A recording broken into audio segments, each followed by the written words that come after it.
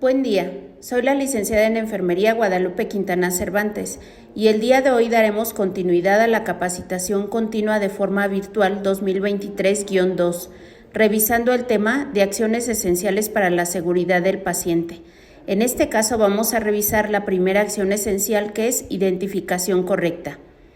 En el transcurso del tema observarás que las acciones y actividades que hoy en día realizas en relación a la identificación del paciente no distan en mucho con la normatividad que nos marcan las acciones esenciales, pero sí es importante que algunos de los puntos se retomen y se apliquen en la atención del paciente. Todo esto está fundamentado y se realiza en pro de garantizar una estancia segura y libre de riesgos al usuario que solicita atención. Vamos a revisar las líneas de acción que nos marca la primera acción esencial de seguridad del paciente, identificación correcta. Cada línea de acción escrita dentro de cada acción esencial de seguridad del paciente está identificada con el acrónimo AESP, que indica acción esencial de seguridad del paciente, y el número de la acción esencial, en este caso es el número 1, y una letra mayúscula de forma consecutiva del abecedario. Esta acción esencial cuenta con 5 líneas de acción a revisar. Vamos a revisar cada una de ellas. Antes conozcamos el objetivo de la acción esencial número 1, que es mejorar la precisión de la identificación de pacientes, unificando este proceso en los establecimientos del sector salud, utilizando al menos 2 datos para identificar, que son nombre completo y fecha de nacimiento, indicando día, mes y año. La utilización de estos identificadores permite prevenir errores o exponer a los pacientes a riesgos innecesarios o procedimientos no programados que pudieran presentar secuelas en él. En otras instituciones utilizan otros identificadores, como es el nombre completo y número de afiliación, como en el IMSS, o el nombre y el Registro Federal de Contribuyentes, como es en el ISSSTE. Lo importante de esto es que se estandarice cómo se va a hacer el proceso y bajo qué términos se aplicará para conseguir limitar la presencia de incidentes desfavorables. Es importante mencionar que en la Secretaría de Salud, en el mes de agosto del 2018, son publicados los lineamientos generales para la aplicación de las acciones esenciales para la seguridad del paciente en los hospitales de la Secretaría de Salud, tomando como base normativa las acciones esenciales publicadas en el año 2017, en donde se encuentra normalizado el actuar del profesional de la salud que labora en estas instituciones. A todo paciente que solicite una prestación de servicio en las unidades hospitalarias de la Secretaría de Salud, se le realizará una solicitud de datos personales, verificándose con un documento acreditativo o identificación oficial. Si ya se le hubiesen solicitado con anterioridad, se procederá a la actualización de los datos. Los 2 datos que se utilizarán como identificadores inequívocos del paciente son nombre completo, que incluye nombre o nombres, apellido paterno y apellido materno, y fecha de nacimiento registrando día, mes y año. Los datos para la identificación correcta del paciente serán producto del interrogatorio directo, si se encuentra el paciente consciente y si conoce la información que se le va a pedir. En caso de que el paciente no se encuentre en condiciones de proporcionar los datos solicitados, se recurrirá a una fuente secundaria, como puede ser familiar, tutor o la persona responsable.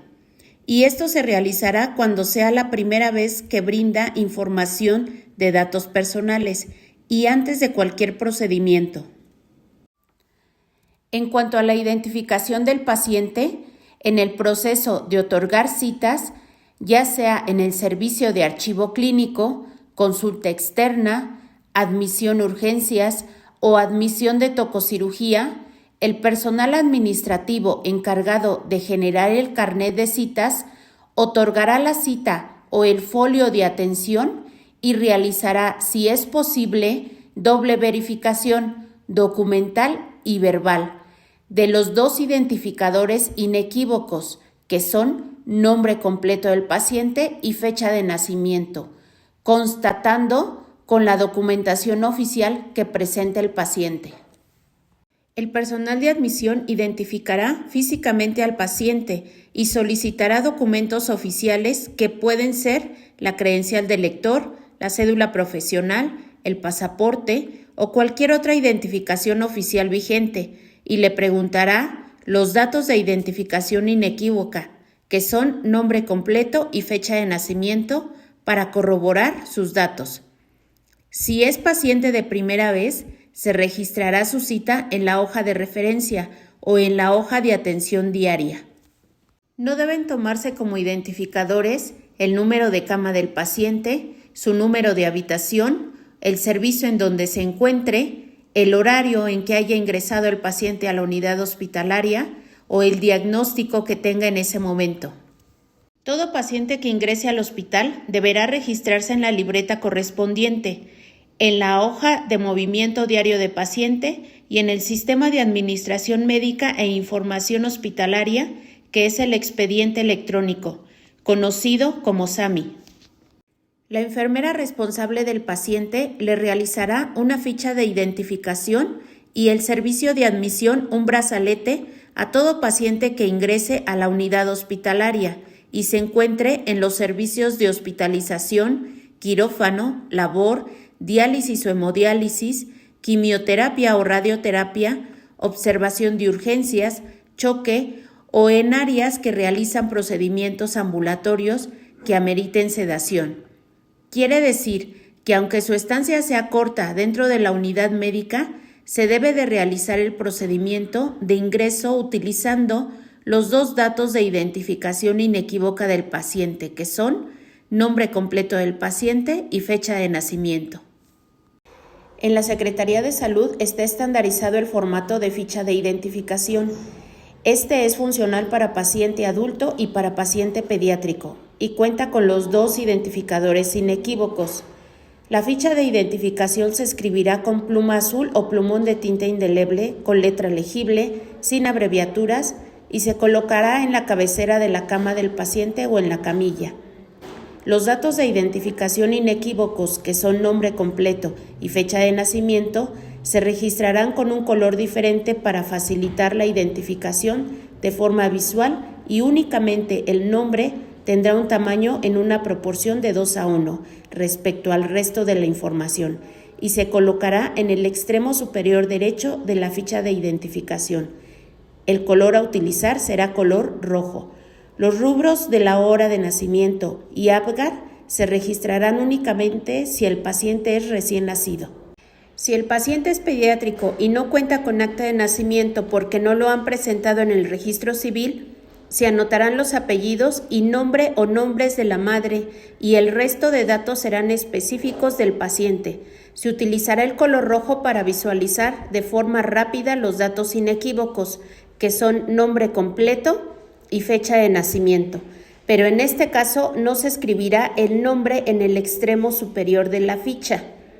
Los rubros de hora de nacimiento y APGAR se registrarán únicamente si el paciente es recién nacido y lactante, quiere decir desde su primer día de vida hasta los 2 años, 11 meses y 30 días. El Manual de Acciones Esenciales para la Seguridad del Paciente recomienda anotar en la ficha de identificación el grupo sanguíneo y el factor RH, las alergias, las escalas de valoración de caídas y el riesgo de transmisión. Describe que pudiera ser un formato dinámico, ya que estas variables pueden cambiar durante la atención del paciente. Pero los lineamientos generales para la aplicación de acciones esenciales de seguridad del paciente en hospitales de la Secretaría de Salud no lo menciona y se cuenta con otros procesos estandarizados que toman en cuenta las variables mencionadas. También los datos de la pulsera se encuentran estandarizados, pero aquí sí existe diferencia en pacientes recién nacidos y pacientes pediátricos o adultos, pero ambos cuentan con los identificadores inequívocos. El brazalete de identificación se escribirá con letra legible, tinta negra y sin abreviaturas. Si el paciente ingresa directo al servicio de urgencias por algún padecimiento que requiera la atención del equipo de salud de forma inmediata, se dará prioridad a la atención médica y posterior al evento de urgencia, de inmediato el personal de enfermería y el personal de admisión se encargarán del proceso de identificación. Se informará al paciente el propósito de la colocación del brazalete de identificación, informándole que debe de portarlo y se le corresponsabilizará en cuidar el buen estado físico del brazalete durante toda su estancia hospitalaria. Todo el personal del equipo de salud, cuando tenga contacto con el paciente, supervisará las condiciones físicas del brazalete tantas veces como sea necesario, y la enfermera registrará en la hoja de enfermería que el paciente cuenta con identificación correcta. El brazalete de identificación en el paciente adulto se colocará en la extremidad superior derecha durante toda su estancia en el hospital. Si no fuera posible, en la extremidad superior izquierda o en cualquiera de sus tobillos. Solo en caso de que no se pueda colocar por el estado clínico del paciente, por ejemplo que tuviera lesiones en las 4 extremidades o vendajes o aparatos de yeso, el brazalete se colocará en cualquier parte del cuerpo que se identifique con mayor visibilidad que permita la verificación continua de los datos. En pacientes recién nacidos se realizarán 3 brazaletes y se colocará uno en la muñeca derecha, otro en el tobillo izquierdo y otro con la madre adicional a su pulsera, con el nombre completo de la madre, fecha de nacimiento y sexo del recién nacido. No colocar hijo de o niño o niña. En caso de embarazo múltiple, se señalará la cantidad de productos en el embarazo y se le asignará número consecutivo de acuerdo al orden de nacimiento. Ejemplo, si tenemos un embarazo gemelar, será gemelo 1 y gemelo 2. O si tenemos un embarazo de trillizos, será trillizo 1, trillizo 2 y trillizo 3. O si fuera un embarazo de cuatrillizos, será cuatrillizo 1, cuatrillizo 2, cuatrillizo 3 y cuatrillizo 4. En el Manual de Acciones Esenciales para la Seguridad del Paciente hace referencia que se debe de colocar la huella plantar derecha del recién nacido en el certificado único de nacimiento por el médico y en la hoja de registros clínicos por el personal de enfermería en el momento del nacimiento. Existen múltiples motivos por los cuales se debe de realizar el cambio de brazalete de identificación. Estos pudieran ser si existe daño de la piel por erosión o por lesiones, si existe la necesidad de realizarle algún procedimiento al paciente, si por su estado clínico el paciente requiere una contención mecánica, si le van a realizar una toma de muestra de laboratorio, o si los datos del brazalete de identificación están borrosos o son ilegibles. También si por alguna de sus extremidades del brazalete existe alguna ruptura, si los datos del paciente fueran erróneos o para completar algunos datos que el paciente no dio en su ingreso, o si el paciente va a ser sometido a un procedimiento quirúrgico. Cuando se deba hacer un cambio del brazalete de identificación, la enfermera a cargo del paciente realizará una notificación escrita dirigida a la jefe de servicio de enfermería, especificando el motivo del reemplazo, y se avisará a la supervisora de enfermería para que ambas corroboren los datos de identificación inequívoca, que son nombre completo y fecha de nacimiento, si el paciente está consciente, o con el familiar, si el paciente es pediátrico o está inconsciente. El brazalete de identificación retirado se agrupará a la notificación escrita y se entregará a jefatura de enfermería. Se registrará la actividad en el formato de registros clínicos de enfermería, en el apartado de intervenciones y recomendaciones, colocando el motivo del cambio. La enfermera a cargo del paciente registrará el cambio del brazalete de identificación en la hoja de enfermería como cambio de brazalete de identificación y el motivo por el cual se realizó. Esto lo colocará en el apartado de intervenciones y recomendaciones de enfermería. La identificación en los pacientes que ingresen como desconocidos y que por su estado de conciencia no puedan proporcionar sus datos, se registrará como identificadores la palabra desconocido en el espacio destinado al nombre en una relación de 2:1. También se registrará el género del paciente, la edad aparente, si tiene alguna señal particular en cualquier parte del cuerpo, la fecha y hora en que ingresó y algún otro dato sobre la forma en que ingresó a la unidad médica, si fue traslado por el Ministerio Público, por una patrulla o por una ambulancia. Los datos que pide el Manual de Acciones Esenciales para la Seguridad del Paciente que sean registrados no están impresos en la ficha de identificación estandarizada, así que serán colocados en el extremo inferior del formato. Existen otros datos que se pueden medir o calcular en el paciente y que se registrarán como el peso y la talla. El resto de espacios quedará en blanco hasta que el paciente pueda brindar sus datos personales o cuente con algún familiar. En cada entrega de turno, el personal de enfermería debe verificar la existencia del brazalete en el paciente, también en cada visita médica. Todo personal que detecte la ausencia del brazalete de identificación comunicará el hecho a la enfermera responsable de su atención, quien reemplazará el brazalete de identificación. Si el paciente requiere traslado de un servicio a otro, la enfermera que traslada al paciente realizará la ficha y brazalete de identificación del paciente y la que recibe al paciente corroborará los datos escritos en el documento con la notificación verbal del paciente si se encuentra en condiciones. De no ser posible, será un familiar o el expediente clínico. En caso de defunción del paciente, se deberán de realizar 2 membretes de identificación. Uno se colocará en la cara anterior del tórax y el otro membrete encima de la sábana que envuelva al paciente o encima de la bolsa de traslado para cadáver biodegradable. Esto para facilitar la rápida identificación del cadáver. Los datos que deberá llevar el membrete de identificación primero son los que hacen referencia al ingreso del paciente, como nombre completo, fecha de nacimiento, edad, sexo, número de cama, número de expediente, servicio, fecha de ingreso y hora de ingreso. Después serán los que hacen referencia a su fallecimiento y son fecha y hora de fallecimiento, diagnóstico médico de defunción y nombre del personal de enfermería que entrega el cuerpo al servicio de patología. La pulsera de identificación del paciente fallecido se deberá de mantener en el cuerpo hasta que se retire de la unidad médica. No se realizará ningún procedimiento invasivo a un paciente hospitalizado que no lleve puesto el brazalete de identificación. Se deberá de corroborar la identidad del paciente antes de realizarle cualquier procedimiento, sea invasivo o no, como por ejemplo, antes de la administración de todo tipo de medicamentos e infusiones intravenosas, antes de transfundir hemoderivados, antes de extraer sangre u otras muestras para análisis clínicos, antes de realizar un procedimiento médico o quirúrgico, antes de realizar estudios de gabinete,